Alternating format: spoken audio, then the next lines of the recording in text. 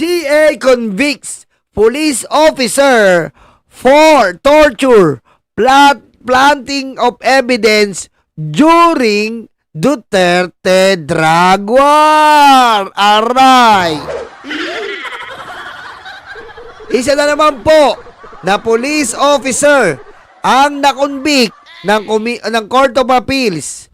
Kumbaga natapos sa regional, nag-apila po sila ngayon, papuntang Court of Appeals, pero tablado pa rin po.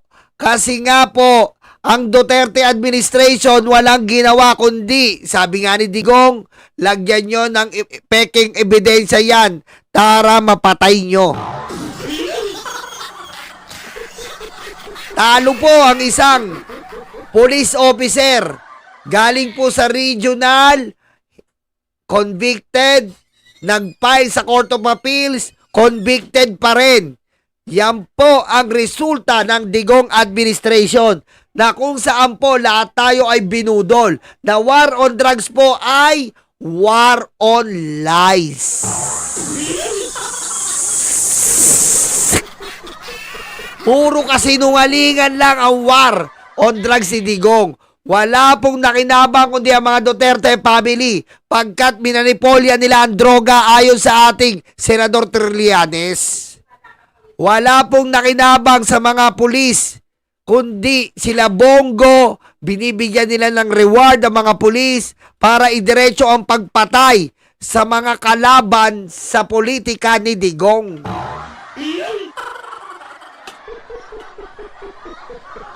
Yan po ang resulta ng Duterte administration.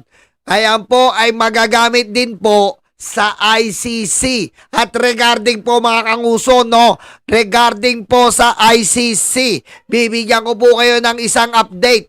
ICC rejects Duterte's team's legal challenge on victim identities. Victim and witnesses are now officially recognized by the court. Ano pong ibig sabihin nito?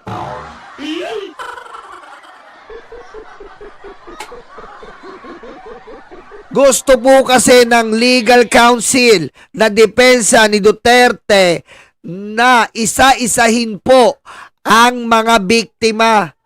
Gusto po nila talagang parang isa-isahin ang mga biktima na pagkakakilanlan, hanapan na maraming identification, hanapan na maraming etc. etc.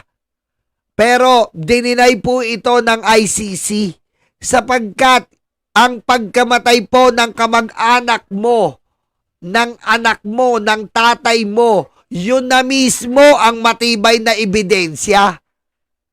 Ang pagiging magkaapelido nyo, nakalagay sa birth certificate mo, tatay mo yon namatay, yun na po mismo ang matibay na ebidensya. Ginagawa na naman po tanga tayo ng legal counsel sa pangunguna ni Kaufman.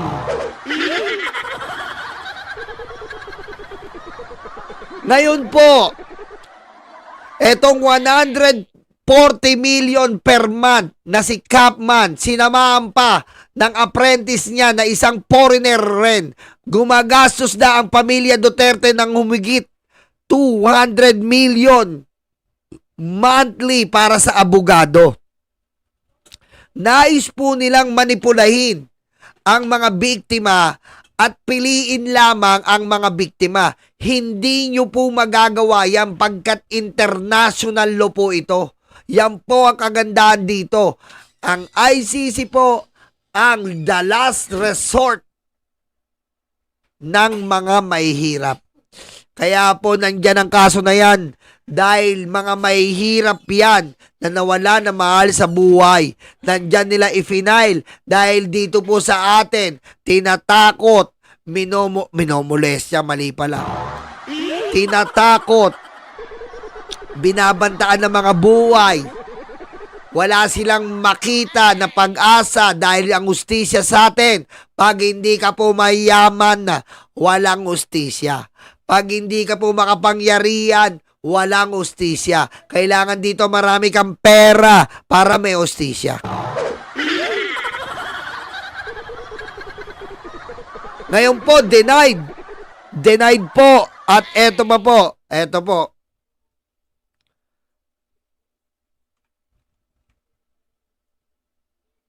Pre-trial judges of the ICC has rejected the proposal of the defense team of former Rodrigo Duterte to limit the verification process for the victims of his bloody campaign against illegal drugs.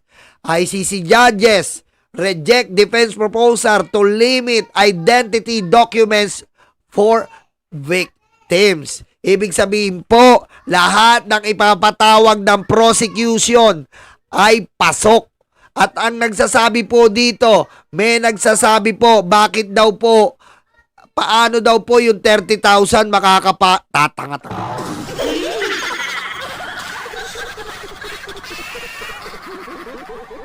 Paano daw mapapamasahihan yung 30,000? Tatanga-tanga naman.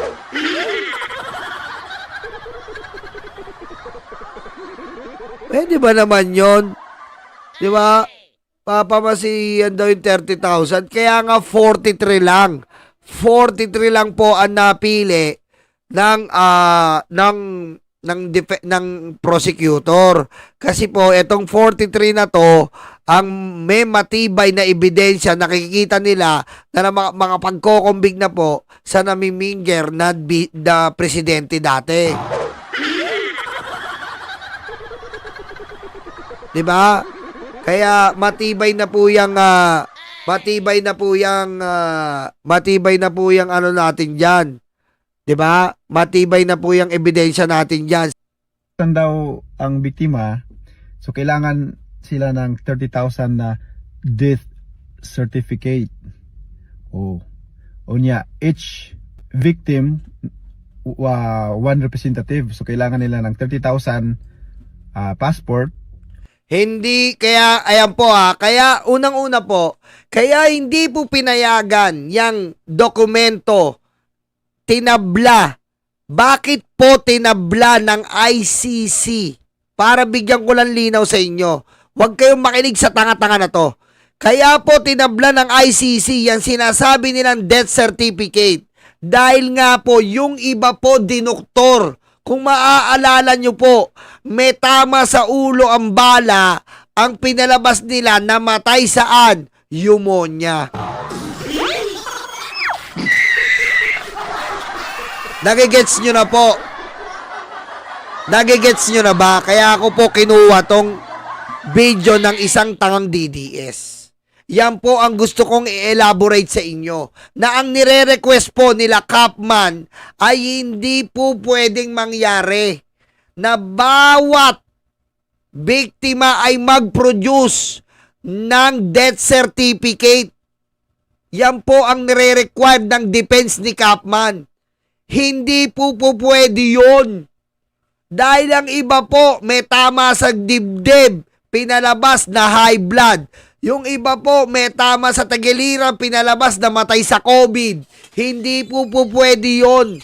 Dahil minanipula po nila Bato sa pangungunan niya ang mga birth certificate para po mapalabas na ito ay hindi pinatay sa war on drugs nilang mga hayop.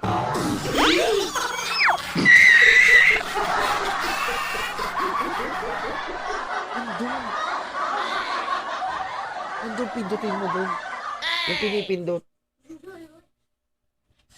Unya 30,000 visa plus plane ticket pa plus accommodation kay maadto dito sa kaso.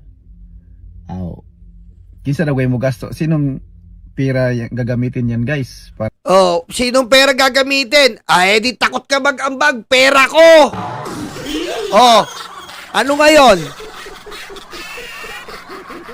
Pera ko gagamitin. May problema ka?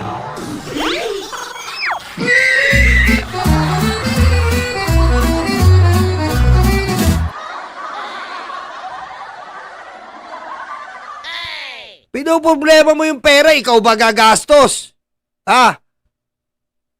Pinoproblema na ito yung pera, ako gagastos, gusto mo? Bobo ka. Siyempre, gagastusan niya ng ICC. Di ba? Gagastusan niya. At saka ikaw, kung ayaw mag-ambag, kung pwede ako, mag-aambag ako eh. Di ba? Anong masama doon? Oh. Kung mag-aambag ako kung pwede. Dahil masarap mag-ambag dito, mga nawalan ng mahal sa buhay to. Oh. Pinoproblema mo, hindi naman 30,000 yung pupunta, kundi ka ba naman bobo? 30,000 ba yung pupunta? Ha?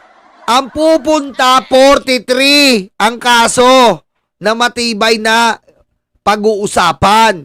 Paano mo nasabi 30,000 ang aasikasuhin na pupunta doon? Tanga ka!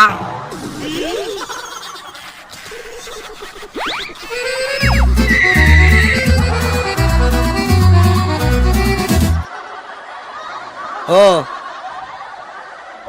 Tingka pinoproblema mo yung papunta nila. Wala ka ng problema doon kung ibabas mo sila, wag mo problemahin yung pamasahe.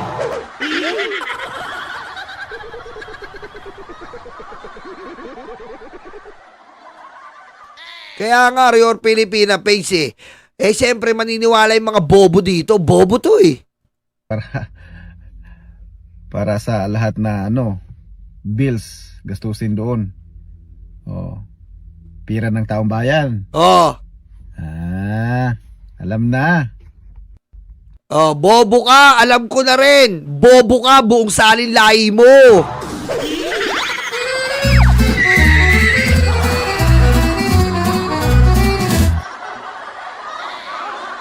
Oh. Anak na kweteng ka. Ano kayo kung gamitin yung pera ng taong bayan?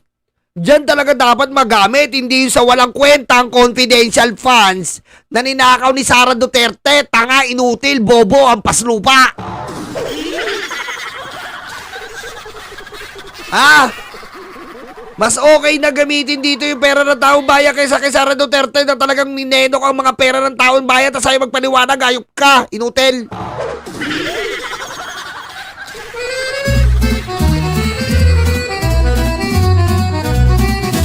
Oh, yung confidential pa sa pumunta. Computer, bangko, bangkito, hayop ka.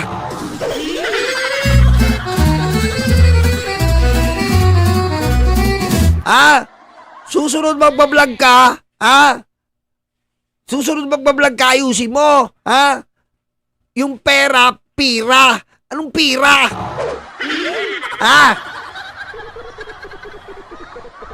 Wala din siya. 30,000 daw ang biktima. So kailangan sila ng 30,000 na death certificate. Unya, each victim one representative. So kailangan nila ng 30,000 passport. Unya, 30,000 visa. Umulit pala. Bobo ka. Dito tayo.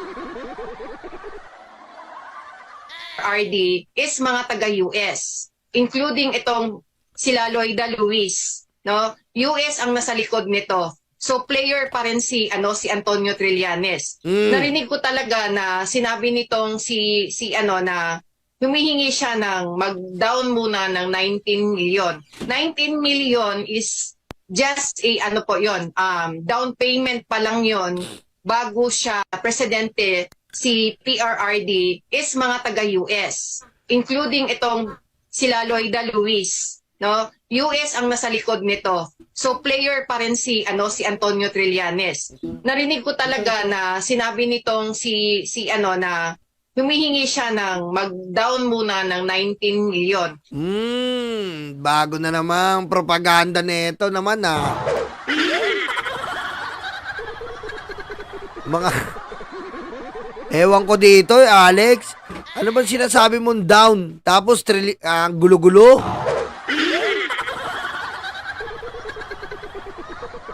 Malaking halagang iniaalok sa kanya. Isang Alberto Alejo na umano'y malapit sa Liberal Party ang tumawag sa kanya at nagbibigay ng pera kapalit ng pagsunod sa bawat ipinapagawa nila. So sabi nila sa akin, katulad ng inano nila kay Las Cañas, kung makaupo kami ng Senado, 500,000. Pag makarating na doon sa ICC, another 500,000. May kredibilidad umano siyang magsalita dahil konektado siya sa isang konsihal na may dati umanong ugnayan sa Pangulo. May numero rin siya ni Presidential Assistant Bongo at mga larawang kasama ang Pangulo bilang patunay na malapit siya rito. Ang abogado naman ni Edgar Matubato na si Attorney Jude Sabio ang siyang naghahanda ng kanyang affidavit laban sa presidente. Umabot ng 15 drafts ang affidavit dahil hindi umano kontento sa laman si Senator Antonio Trillanes IV at Senator Laila De Lima. Anong December, andun si Senator Trillanes. Tapos nung time na ngayon, andun si Ma'am De Lima. Natatawa nga siya nung binasa niya yung affidavit ko. Upang masigurong hindi rin siya babaliktad, may recorded na pag-uusap din umano sa kanya ang kampo ni Senator Trillanes. Subalit ayon kay Arcillas, hindi niya pinirmahan ang affidavit dahil hindi umano niya masikmura ang mga nakasulat na kasinungalingan dito. Lalo na anya at iniuugnay ang Pangulo sa illegal na droga dahil hindi na epektibo ang paninira kaugnay sa extrajudicial killings. Bakit ganito? Grabe naman to. Sabi ko kay Sabyok, sabi niya sa Nasilaw na rin umano siya sa malaking halagang iniaalok sa kanya. Isang Alberto Alejo O yan ayan po Ayan po yung bago na palabas na naman ng mga DDS na meron daw po na isang sapilitang testigo. Susmiyo talaga Meron daw po mga sapilitang testigo. Meron daw po sapilitang testigo na pinapalabas na binayaran nila ni De Lima at ni Trillanes. Oh my God. Wow. I'm shocked. Wala na bang malakas-lakas? Wala bang malakas-lakas? Wala ba yung magugulat kami?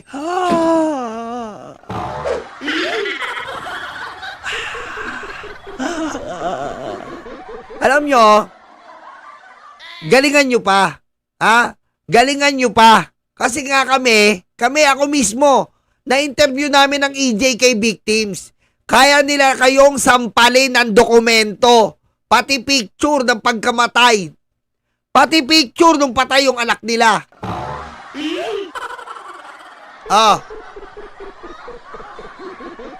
Paano mo marerebat yon?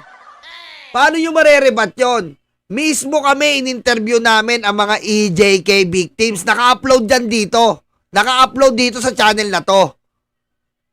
Kumpleto dokumento sila. Paano mo marerebat yon?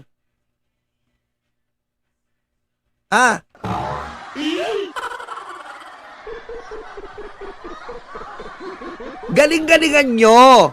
Tapos na kayong magplanta ng ebidensya dito sa mga congressman. Tapos na kayong magplanta ng ebidensya dito kay speaker. Tapos na kayong magplanta ng ebidensya kay BBM. Pati ba naman tong mga pusang ama kayo, EJK, na may namatayan, paplantahan nyo ng ebidensya? Kundi ba naman kayo uod ng demonyo? Kundi ba naman buong salinlahi nyo ay mga demonyo rin?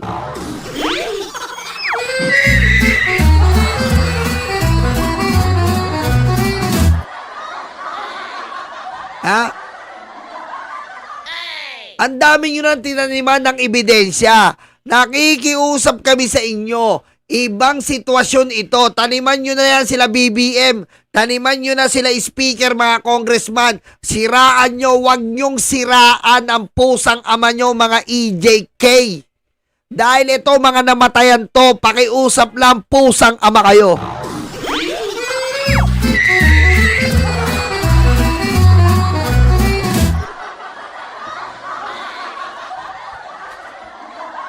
Kasi hindi ito katawa-tawa. Hindi ito pwedeng katatawanan. Hindi ito pwedeng pikein. Dahil realidad to ng buhay. Realidad to na may napilas na mahal sa buhay sa pagkamatay nito. Ngayon, kung gagawin mo ito, ay putek, hindi ka lang demonyo, nuknukan ka.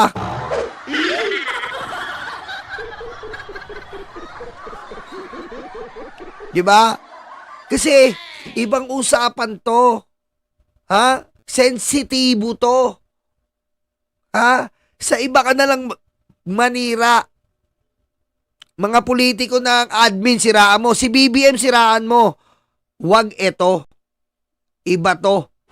Kailangan wag to. Kasi may namatay dito. Ilang beses kong sinasabi yan sa inyo, mga hayop kayo. Magkaroon kayo ng moral kahit salbahe kayo.